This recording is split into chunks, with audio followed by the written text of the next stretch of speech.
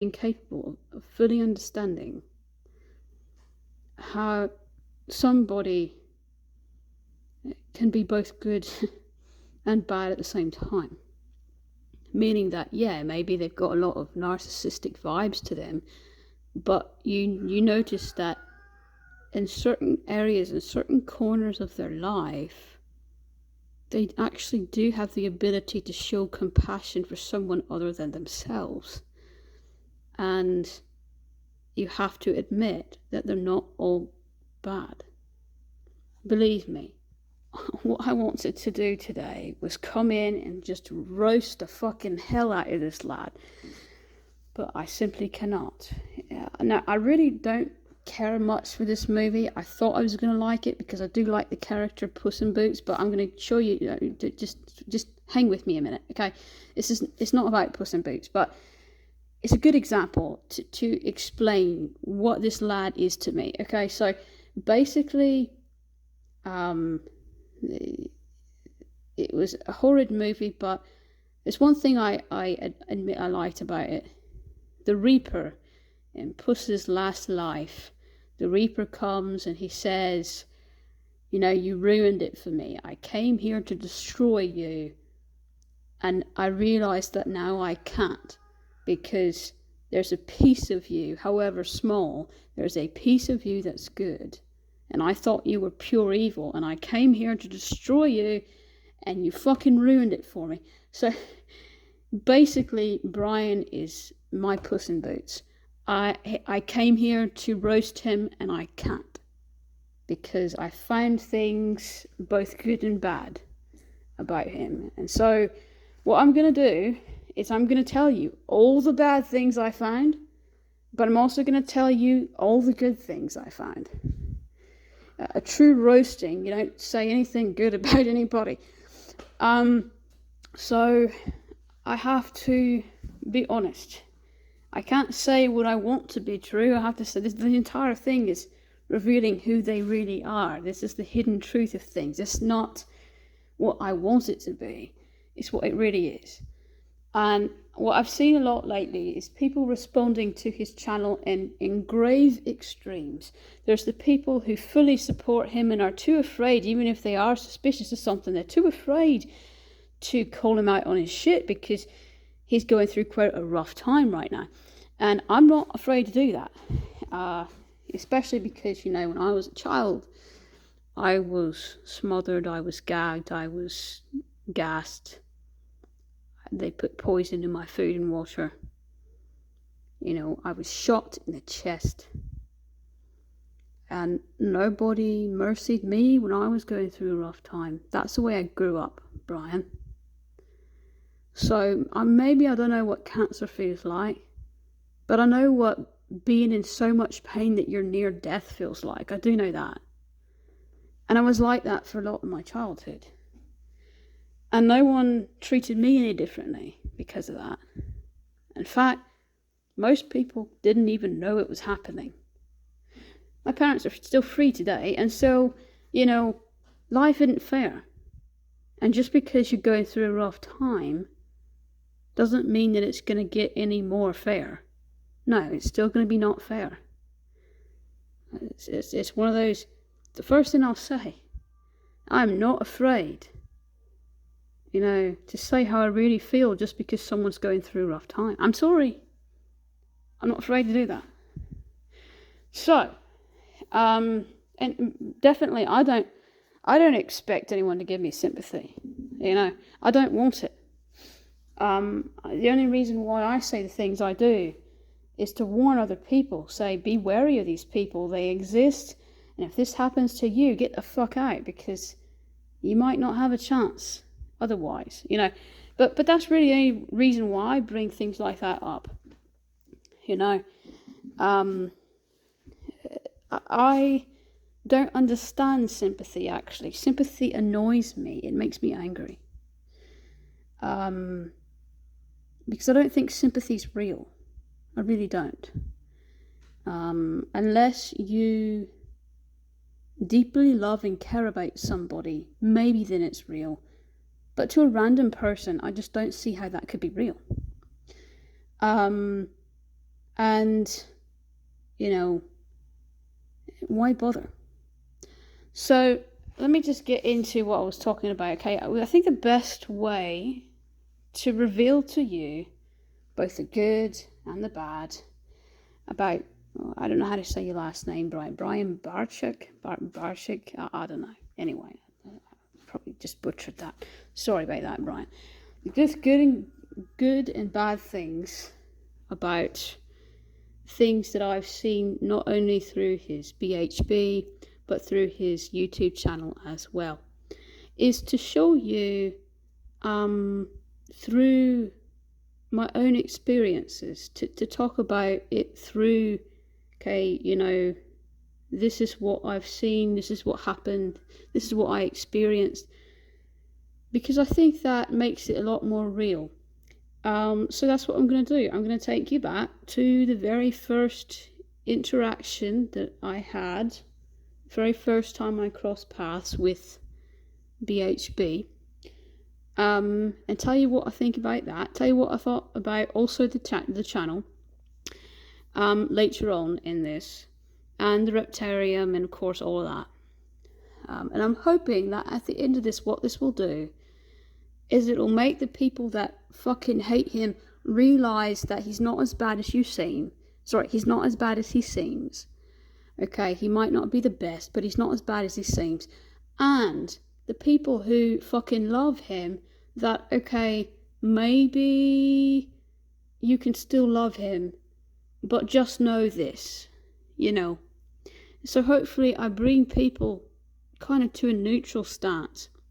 One thing that I do believe is that I don't think that he deserves to be unfairly accused of things that are not true.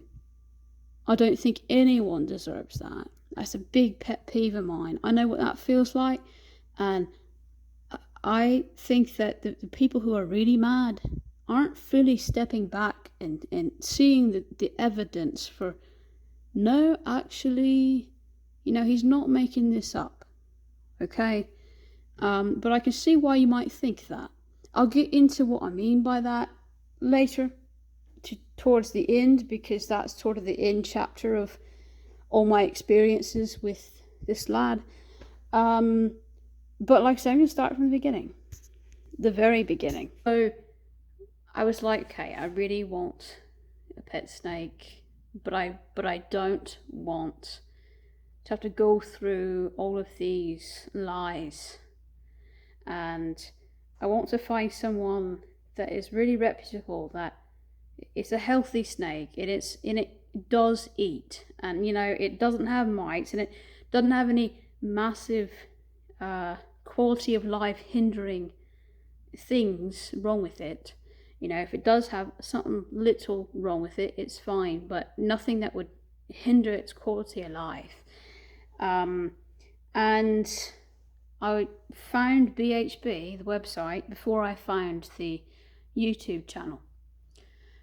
I went and searched independently on places like Sitejabber and Google reviews and things like that, because I wanted to see independent reviews. I didn't really care about the reviews on the website, because that's easy to make up. And sometimes even they'll get people to write their own reviews in the Google reviews, and that's also easy too. So I was looking for any false reviews. I was also looking for legit reviews where people were unhappy, and I didn't really see anything that put me off, to be honest.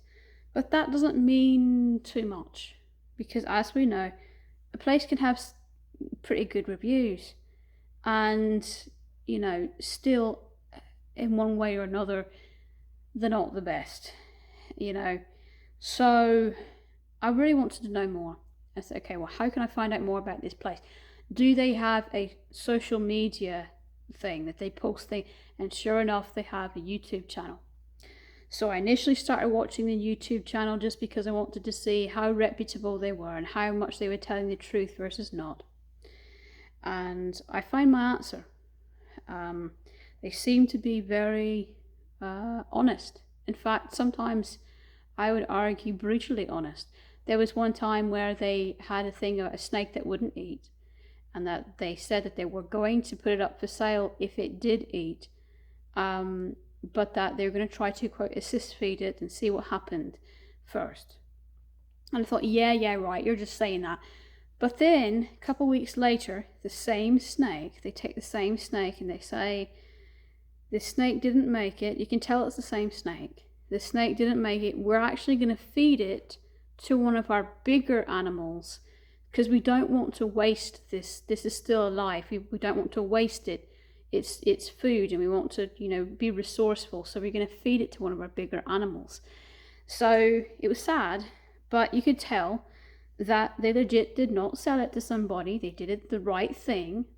They knew it was going to probably die, and they did not sell it to anyone. They kept it, and didn't cheat anyone.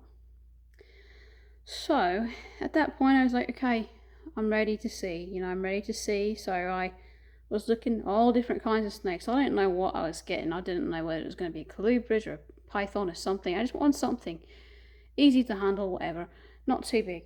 And set my eyes on this lad right here. Now he was a lot smaller back then, but I saw a couple pictures of him. You didn't even know that he was a jack-o'-lantern. You didn't even know that about him. We see, where's your little Jackie? Where is it? There we go, little jack-o'-lantern. He's not positioned in the best of light right now, but you didn't even know that was on him.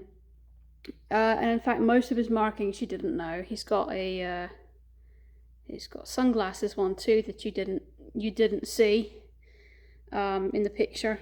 So minimal things there. So little light.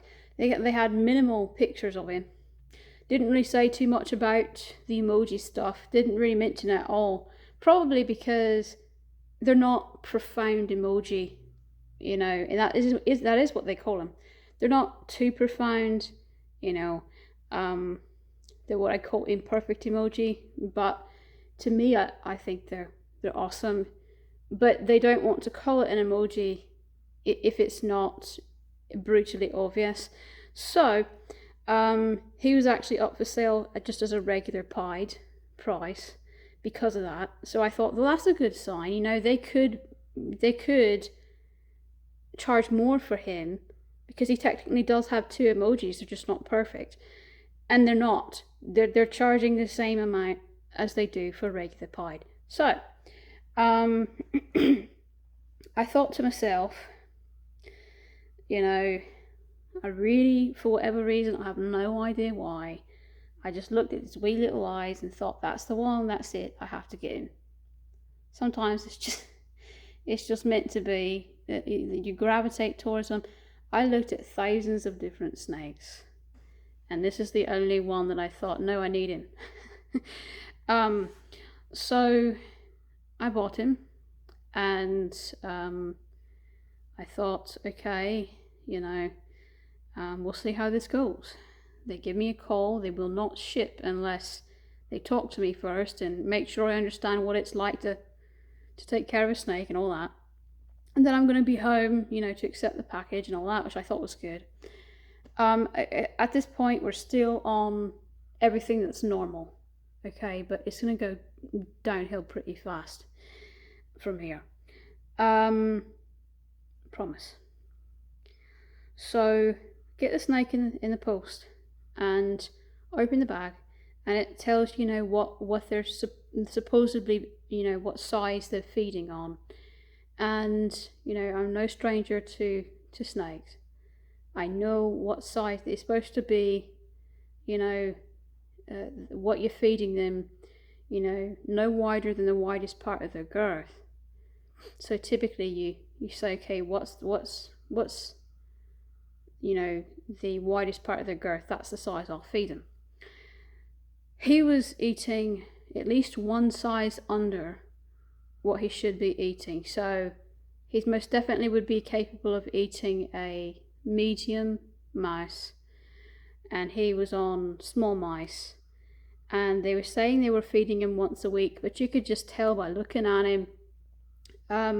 He wasn't emaciated, but he was underweight, let's just say that.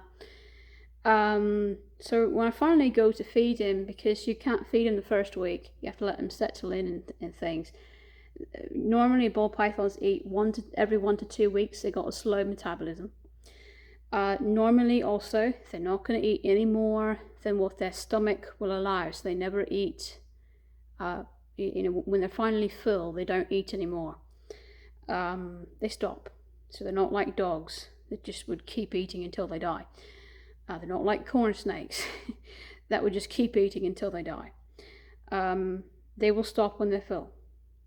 And ever since I've had him, except for the first couple of weeks I had him, he's been true to that. He'll only eat 1 or 2 of the appropriate size, Now, if it's really small, he might eat 2 or 3. But anyway, so I had purchased the small mice because that's what they said he was on. Then I realised how big he was, and I thought, wow, I should have gotten a bigger size. So I'm prepared to feed him 2 of the small mice to equal one normal size meal. And he just keeps wanting more and more and more. He's ravenous. And so I'm like, okay, well, I'll feed you more. So I fed him, because they were really small, I fed him 4 small mice, and he still wanted a 5th one. And I'm like, no, buddy, you gotta stop. You gotta stop, because I'm not gonna push you to eat, But that was telling me that he hadn't eaten in over a month, maybe 2 months, and he was only 3 or 4 months old. So that tells me that maybe he only had 2 or 3 meals in him, maybe 4, but not many. And so I understand that you have to fast them before you ship them. I understand that, and I understand that they have to fast a wee bit, after you get them, just to get them settled, okay? But that should only be about 2 weeks max, okay? And I think he had been fasting for 2 months or more by the time I got him and finally fed him. So a snake, as we all know, well, you might not all know this, but a snake, as we all know, can last up to an entire year without food. But that's in the wild. That's not what you're supposed to do when you have them as pets. So like most mass production breeders who have over 1,000 snakes, unfortunately, I hate it, but this is what they do. To save money, they give them the minimal amount the snake needs to stay healthy, but they're still on the thin side. So they're not technically emaciated, but they're definitely on the thin side. And like I said, after those few weeks, he was like, nope, I only want 1, I only want 2. And that's the way he's been ever since. So it just tells you the way they react to the food. It was unnaturally hungry for his normal demeanor. So anyway, that was the first thing that was kind of odd about him. And most definitely that's not the worst thing. So I continued to watch the channel because I want to find out more about this lad. The fact that he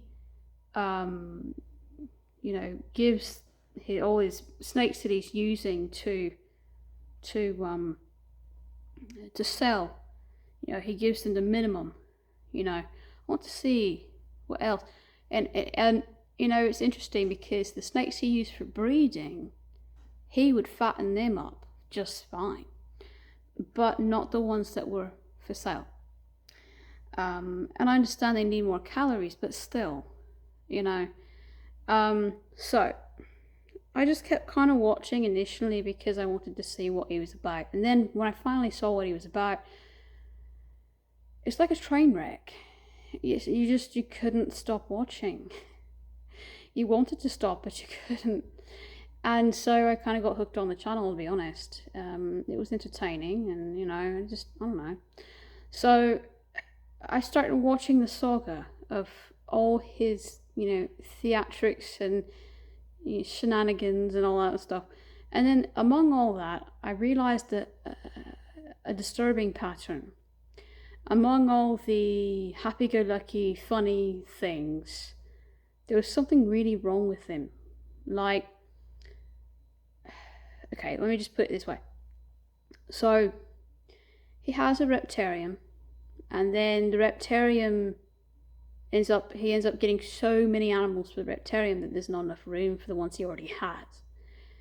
So he expands the space within that Reptarium, and then that he runs out of room again because he continues to buy more and more animals. Even like the same thing, like, you know, like as for a Reptarium, you only need one, maybe two of a said thing, and he has the same exact animal, like 10 of them. And I thought, well, that's a little bit obsessive behavior. You know, if it's just a zoo, you don't need that many. So he keeps collecting all these animals, and of course running out of space again. So he finally purchases another building, and he is planning to make larger enclosures for the ones that are growing out of their original ones, and you know, also continue to get more animals, which is unsettling because you know at some point that even that building is not going to be enough room. So I'm thinking to myself, okay, he's definitely got some kind of a addiction thing going on here. He legit cannot stop buying things. He cannot stop purchasing things. You know, it's just nothing ever satisfies him. He's always more and more and more and more. I need more and more. And you can see that in his beady little eyes. You can see that that's a baseline personality in him, is that greed, and that he's very narcissistic also in a lot of ways. You can just kind of see that in his baseline expression, which is what I was showing you earlier about the photographs, the little screenshots that I was showing. So, yeah. And at some point I was just like, you know what, let's see where this goes. Let's see, you know, what happens, because at that point I was intrigued to see what would become of him at that point. And eventually he says, well, you know, got some bad news. You know, we're not going to be able to pay for this new building, so we finally got a loan from the bank. You know, but technically we're millions of dollars in debt. He lets that slide for a few months, and then he says, after appearing kind of sickly in a few vlogs, he finally says, you know what, I know that I'm not going to be able to hide it much longer, so this is what's going on with me. I have pancreatic cancer, and, you know, So, at that point, I'm thinking, you know, okay, if he really does have cancer, you know, okay, but is he just saying it to say it, or does he, you know, is he trying to get sympathy, or what's going on here? You know, because he is a narcissist, and he desperately needs money. So is he trying to manipulate us in some way? You know, what's going on?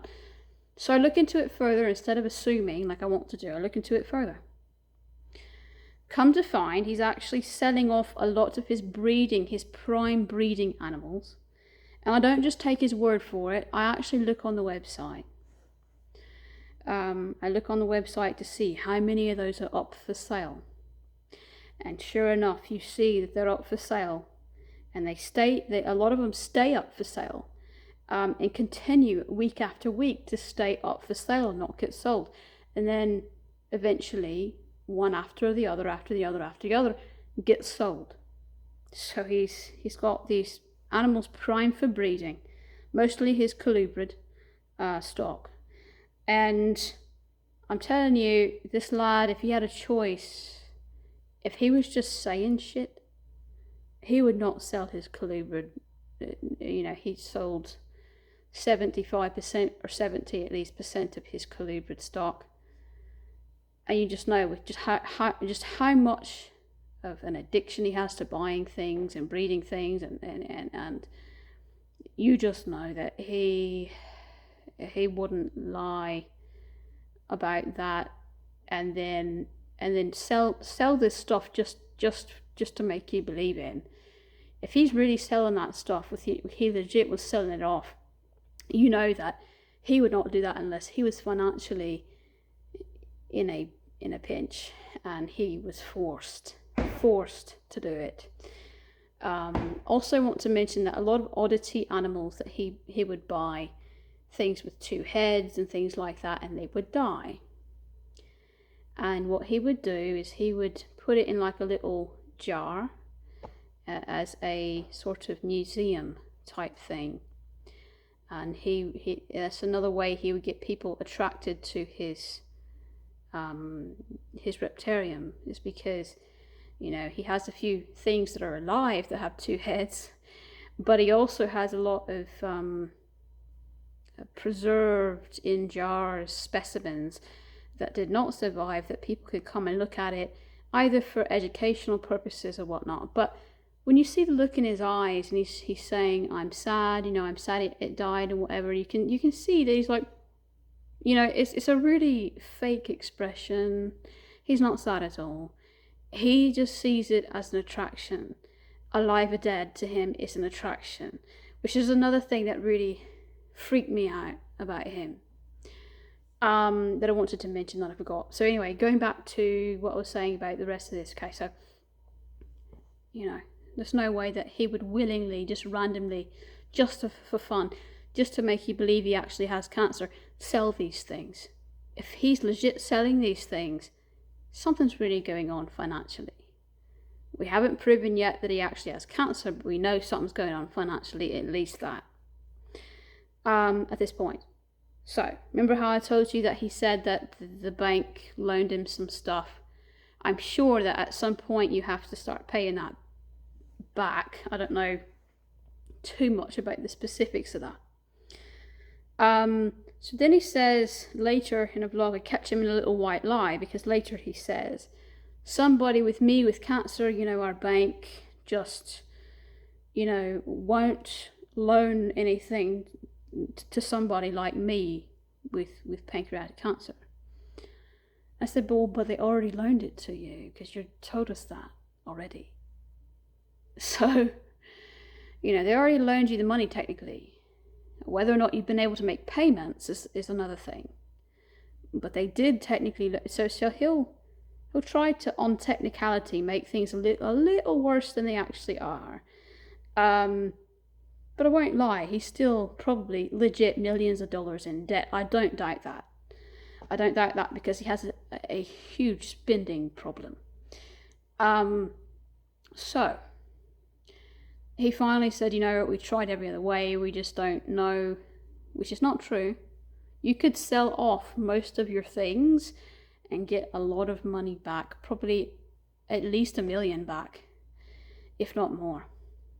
Maybe not as much as you need, but you could, because that's what got you into this situation to begin with, right? You spent too much money, and so you could fix what you did, sell off everything that you can sell off. And, you know, who cares whether or not you demolished a building? It's still half as cheap to sell it off than it is to create. At least half as cheap. I'd probably say 1/4 the cost, because as soon as you get all those enclosures built and everything, that's going to rack up the price a lot. So, you know, it's much less expensive to sell off the building at, even as is, mid-demolition, than it would be to try and keep it. So really he's saying that, oh, there's no choice because, you know, we've already started, you know, demolition and whatever. But really there is a choice, you know.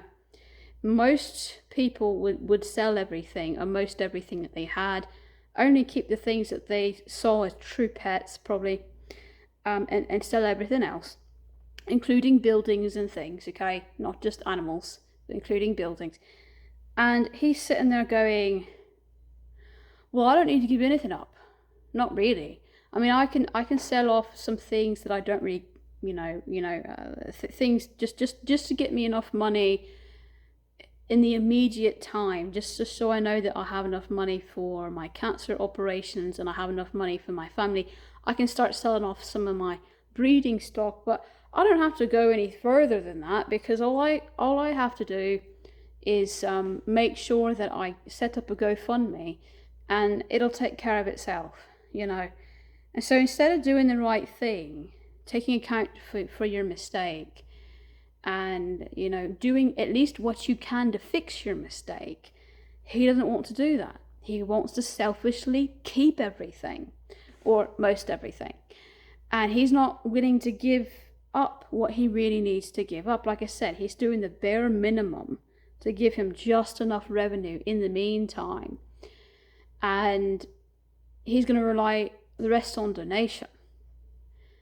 And so I've always thought that this Reptarium of his is less about education and more about a roundabout way to say, how can I keep as many animals as possible? That's just, I think, an excuse for his addiction and hoarding things. It's not really hoarding, because they're pretty much well taken care of, but anyway, so he's running wild with this, and he's not budging much, except for when it really needs to. And meanwhile, your family is potentially at risk for losing their property, their house, everything. And instead of doing everything you can, you want to keep your collection. So what you're doing is, you're prioritizing your collection over them, and you're only making enough money to, like I said, get by with the bare minimum, food, medication, stuff like that. But you're not looking into the future of your family. What's going to happen to them when you're gone? There's not going to be anything left over. And what if they go homeless? He could be trying to prevent that right now, like I said, by selling off a lot of stuff. Instead, he just wants to play it easy and say, I'm setting up a GoFundMe, everybody feel sorry for me, everybody donate. And a lot of people did.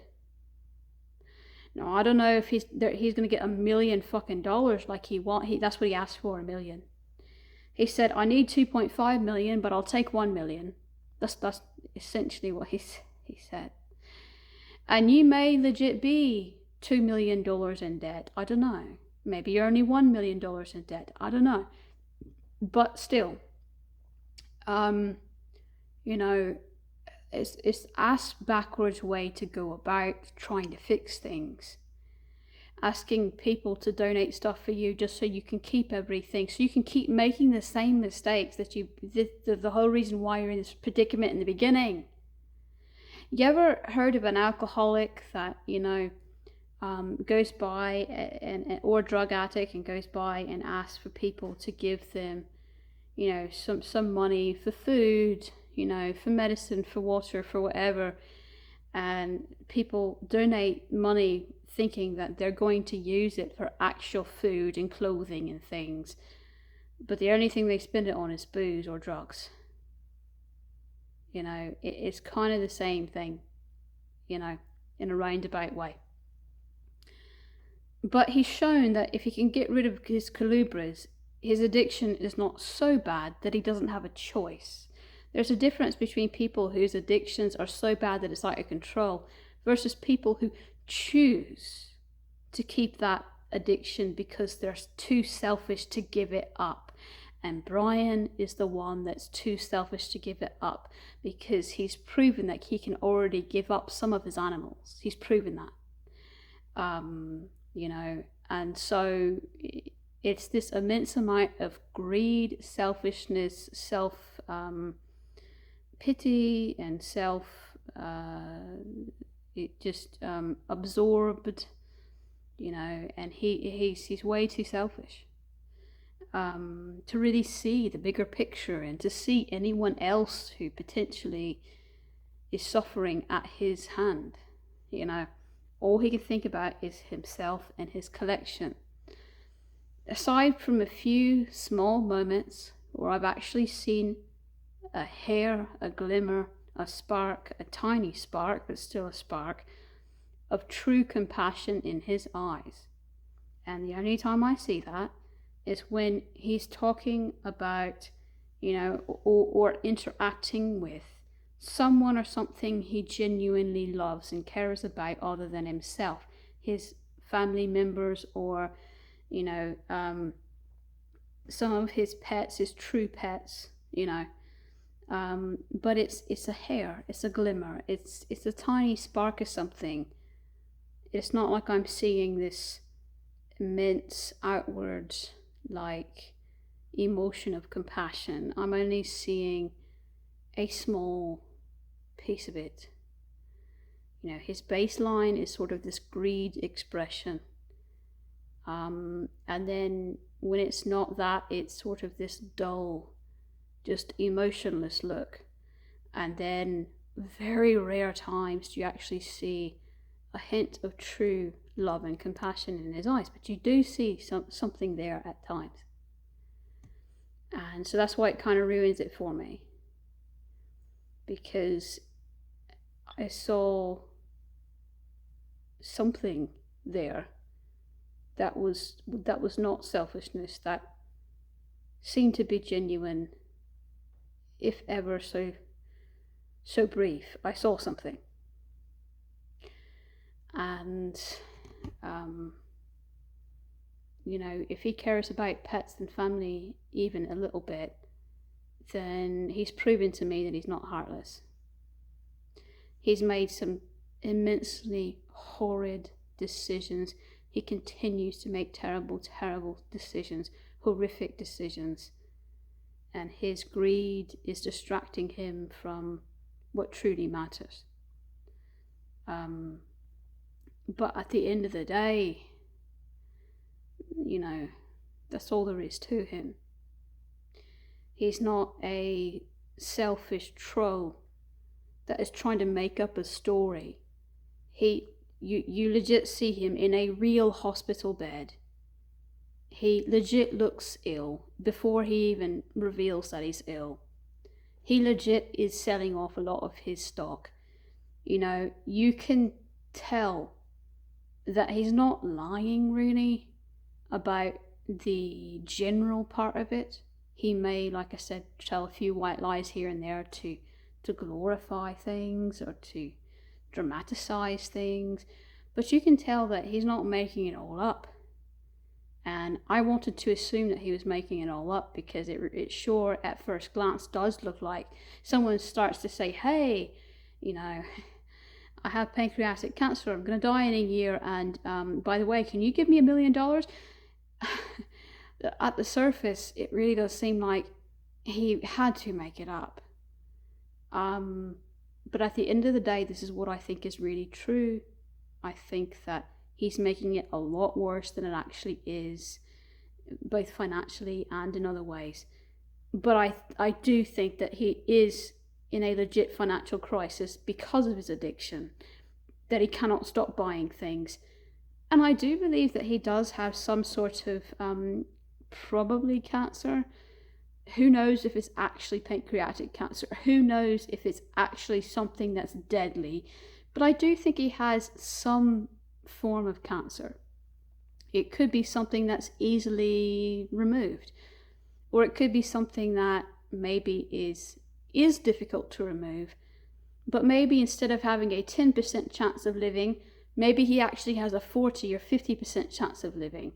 It's that kind of way that he lies. I've found that if he is lying, which I'm not saying he is, if he is lying, he'll make things worse off than they are, but he won't make up a story.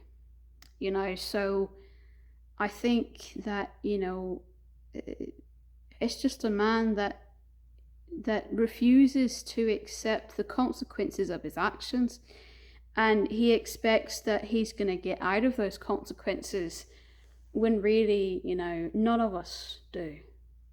Not really. It always, anything, any mistake that we've made comes back to haunt us later, one way or another.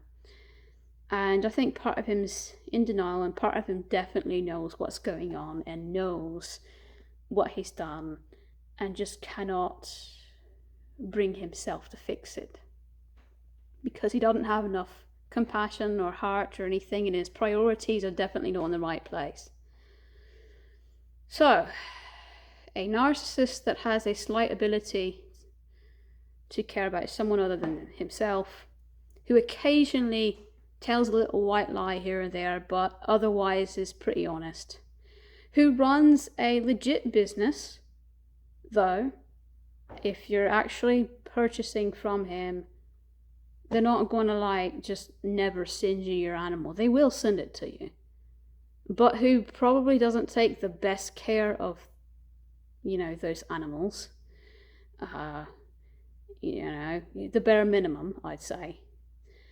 So that's what I found. And maybe I'll find something new later, but that's what I find thus far. Ember, you got yourself all twisted in a knot. Say goodbye now. So yeah, I wouldn't trade anything. As much as I don't like what Brian's doing, Ember is one of the family. So, I wouldn't take it back necessarily. But I don't want to support them either.